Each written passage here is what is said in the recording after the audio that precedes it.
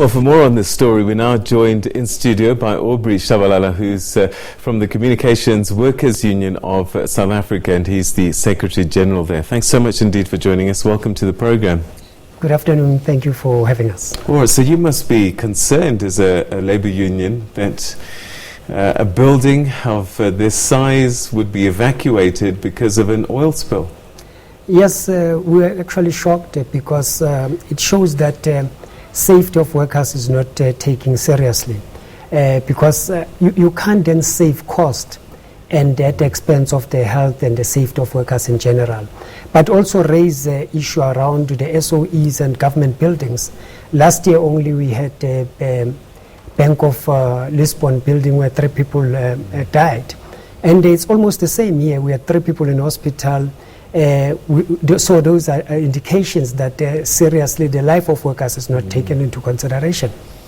Have you engaged with the management of the broadcaster, and what have they told you? Well, we had a meeting today. There's your general commitment of that there will be investigation. There's also looking around the issues whether the finance department will be able to pay workers come end of the month because all the operations are affected. There's that commitment. But that to us, that's not all because there's no need to investigate after a life has been lost. It could have been worse. Anything could have happened. If you look at the footage, the spill of diesel there is just amazing. So it shows that the life of workers was at real danger. Even now, as we're sitting here in this studio, I'm not so sure whether this building confides in terms of the health and safety. So generally, workers are concerned, and as a union, we are shocked, but it also is something that we have to look into. What have you been told in terms of what caused the leak? Because I would imagine that some of your union members are responsible for things like maintenance and keeping these buildings safe, and so maybe they've been aware of things that perhaps have been ignored, or what's been the story?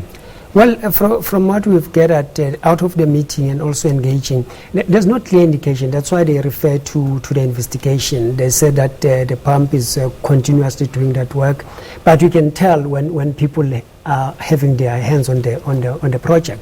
But if they don't, you can get those general answers that I would have actually given to you without knowing what's happening there. So it's a very dire situation that we have to revisit this and say, what is the budget of making sure that there's a maintenance in the building, from the building itself, the infrastructure, everything else that has been taken care of. But you haven't received any complaints from your members about any safety issues regarding SABC buildings? Well, up until this far, we have not got any concern as yet. But currently, people are shocked. I mean, you'll be told on whether Monday they should come back or not.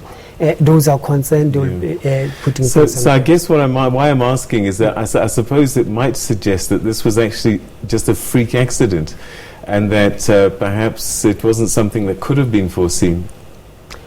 Well, if you look at the amount of the spillage, I mean, from 16th floor and the building has to come, it's something that should have been foreseen.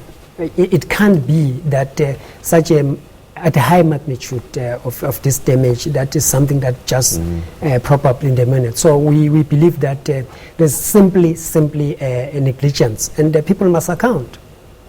Are you happy for your employees to come back on Monday? Have you been given enough assurances that it's safe? Well, we'll be here on Monday. We are not experts. We'll obviously have to meet those who will be taking such decision. We'll have to see to that process, but obviously engage with those who are experts and give us assurance. But we also agree with BEMAWU there should be some independent investigators to look at the building in totality so that they can give us that assurance. All right. So what would you like to see happening generally going forward? Generally, does the building qualifies in terms of health and safety? Does it meet all the requirements? Those are the things. I think this incident takes us back now to say, let's go and review whether this building is still in a good state, and if it's not, what are the measurements that are taken to prevent any other occurrence in the near future. All right, so Mr. Tshabalala, we'll leave it there, but thanks very much indeed for coming in and sharing your thoughts with us and your concerns about the workers at the SABC. Thank you so much. Thank you so much, Peter.